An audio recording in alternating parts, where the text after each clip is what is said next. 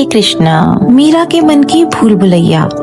ये कहानी मीरा नाम की एक लड़की की है जो बहुत ज्यादा सोचती, ओवर थिंकिंग की आदत से परेशान थी। बिल्कुल उसी तरह जैसे अर्जुन ने कुरुक्षेत्र के मैदान में अपने सामने खड़े कौरवों से लड़ने से इनकार कर दिया। वो ओवर थिंकिंग की जाल में ऐसे फंसे कि अपना कर्तव्य ही भूल गए। जब अर्जुन ने ये स्वीकार किया कि अपने मन को नियंत्रित करना हवा को नियंत्रित करने जैसा ही है, तब श्री कृष्ण ने उन्हें ना क्रिटिसाइज किया ना उन्हें डांटा।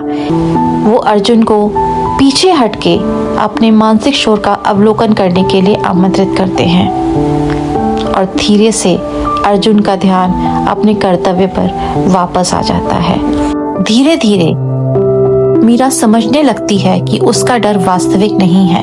वो अपने विचारों को पहचानती है, वर्तमान पर ध्यान देती है और छोटे छोटे कदम उठाती है। जैसे जैसे वो आगे बढ़ती है उसका आत्मविश्वास बढ़ता जाता है और वो इस ओवरथिंकिंग की प्रॉब्लम से बाहर निकलती है। आइए मीरा की कहानी को सुनते हैं। मीरा ऐसी इंसान नहीं थी जो सबके सामने ड्रामा करे। बाहर से वो शांत, गंभीर, जिम्मेदार और ठीक दिखती थी, लेकिन अंदर ही अंदर एक छोटी सी भी बात एक चेन रिएक्शन शुरू कर देती थी। एक साधारण सी शाम की बात है, एक छोटा सा संदेश जो तूफान बन गया। मीरा अपने बिस्तर पर बैठी थी, हाथ में फोन था। तभी एक मैसेज आया, क्या हम कल बात कर सकते हैं? बस इतना ही।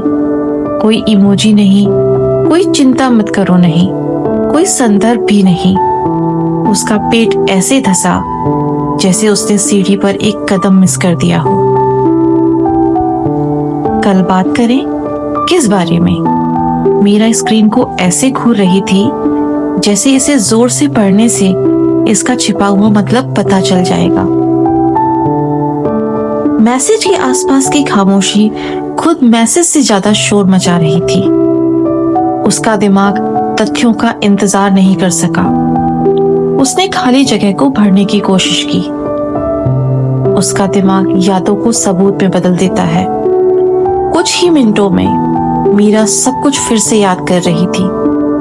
कल जो उसने मजाक किया था, क्या वो असभ्य था? बातचीत में वो जो ठहराव आया था, क्या वो अजीब था? उस बार जब उसने जल्दी जवाब नहीं दिया, क्या ऐसे लगा जैसे उसे परवाह नहीं है? ऐसे लगा जैसे उसके दिमाग ने उसके पूरे व्यक्तित्व पर एक केस फाइल खोल दी हो और महीने पुरानी बातों को ऐसे निकाल रही है जैसे वे सबूत हो। वो याद नहीं कर रही थी, वो पूछताछ कर रही थी। और उससे बुरा हिस्सा, उसने चाहे जितनी बार इसे दोहराया, वह किसी ऐसे निष्कर्ष पर नहीं पहुंची जो उसे सुरक्षित महसूस कराए। जब मीरा समझ नहीं पाई तो उसके दिमाग ने कुछ ऐसा किया जिसे कहते हैं वर्स्ट केस सिनेरियो। शायद उसकी दोस्त गुस्से में थी, शायद उसने कुछ ऐसा किया था जिसे क्षमा न किया जा सके। शायद ये दोस्ती खत्म हो रही थी, फिर डर बढ़ गया। अगर ये खत्म हो गया तो सब लोग मुझे अंततः छोड़ देंगे। क्या मैं ही समस्या हूँ? क्या मैं हमेशा बिना जाने चीजों को खराब कर देती हूँ? एक संदेश ने पूरी आपदा की फिल्म बना दी। उसकी छाती कस गई। घड़ी ऐसे टिक टिक कर रही थी जैसे उसे तुरंत ठीक न करने के लिए जज कर रही हो। हर जवाब गलत लग रहा था। मीरा ने चैट बॉक्स खोला और टाइप किया, बिल्कुल सब ठीक है। फिर उसे डिलीट कर दिया। टू नीडी लग रहा था। फिर उसने टाइप किया, ठीक है। फिर डिलीट कर दिया, बहुत कोड लग रहा था। फिर उसने स्माइल जोड़ने की कोशिश की, बहुत बनावटी लग रहा था तो उसे भी डिलीट कर दिया। उसका अंगूठा स्क्रीन पर ऐसे मंडरा रहा था जबकि उसके विचार एक शोर भरी भीड़ की तरह बहस कर रहे थे। अब तो वो कोई आंसर चूज ही नहीं कर पा रही थी। जब कोई आंसर देने की कोशिश करती तो दर्द, पछतावा उसे रोक देता। इसलिए उसने कुछ नहीं भेजा और वह चुप्पी भी उसे बर्दाश्त नहीं हुई। आधी रात तक मीरा थक चुकी थी, जैसे वो पूरे दिन दौड़ती रही हो, लेकिन उसने कुछ भी नहीं किया था। वह बस अपने ही विचारों में फंसी थी। उसकी चाय ठंडी हो चुकी थी। कमरा बिना ध्यान दिए अस्त व्यस्त हो रहा था। फोन को घूरने से उसकी आंखें जल रही थी।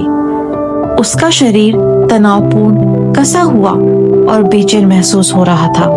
ओवर थिंकिंग बाहर से नाटकीय नहीं दिखता, यह बस किसी के चुपचाप बैठे रहने जैसा दिखता है, लेकिन अंदर से यह इनविजिबल वजन उठाने जैसा है। विचारों के बाद विचार, जब तक सांस लेना भी मुश्किल ना हो जाए। इसी समय मीरा ने अंधेरी खिड़की में अपनी परछाई देखी। वो थकी हुई दिखाई दे रही थी, खतरे में नहीं, बस थकी हुई, किसी ऐसे व्यक्ति की तरह जो एक पैटर्न में फंस गया हो। और एक विचार आया, बाकी विचारों से अधिक शांत। ये ओवरथिंकिंग है, कोई भविष्यवाणी नहीं, कोई संकेत नहीं, कोई सच्चाई नहीं, बस एक आदत। उसने पैटर्न्स को पहचाना, अनिश्चितता, दोहराना, आपदा की कल्पना करना। ये एक पैरालिसिस है। फोन की स्क्रीन पर कुछ नहीं बदला, लेकिन उसमें कुछ बदल जरूर गया था। पहली बार उसने अपने और अपने विचारों के बीच थोड़ी दूरी महसूस की, जैसे वो उनमें डूबने के बजाय उन्हें देख सकती हो। अगले कुछ दिनों में मीरा ने कुछ महत्वपूर्ण गौर किया। उसके स्पाइरल्स शेप ले रहे थे। वे अचानक कहीं से नहीं आते थे। वे एक ही रास्ते का पालन करते थे, जैसे कि एक ही भूल भुलैया में चलना और हर बार सेम गलत मोड़ ले लेना। इसलिए उसने इसे धीरे धीरे ट्रैक करना शुरू किया, एक साइंटिस्ट की तरह, ना कि एक जज की तरह। मुझे क्या परेशान कर रहा है, मैंने क्या मान लिया है, बस इसे नाम देने से ही इस स्पाइरल की शक्ति कम हो गई, क्योंकि पैटर्न को तोड़ा जा सकता है। ग्राउंडिंग उसे वापस आने का रास्ता देती है। जो सच था उसका नाम लिया। पंखा चल रहा है, पर्दा हिल रहा है, फर्श ठंडा है, रोशनी नर्म है और मैं सुरक्षित हूँ। उसने अपने दिमाग को सुलझाने की कोशिश नहीं की, उसने वर्तमान में लौटने की कोशिश की। और उस वापसी में उसे एक धागा मिला, एक सहारा जिसे वो विचारों के बवंडर के बीच थाम सकती थी। छोटे छोटे कदम दरवाजे खोल देते हैं। मीरा ने एक और बात सीख ली थी, जिसने उसे हैरान कर दिया। सोचना हमेशा मदद नहीं करता, कभी कभी काम करना ज्यादा मददगार होता है। बड़ी चीजें नहीं, छोटी चीजें।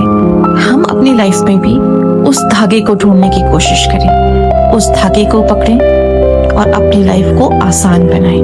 मीरा की तरह हम भी अपने स्पाइरल्स के उस धागे को ढूंढने की कोशिश करें, उसे थामें और ओवरथिंकिंग की प्रॉब्लम से बाहर आए। हरे कृष्णा।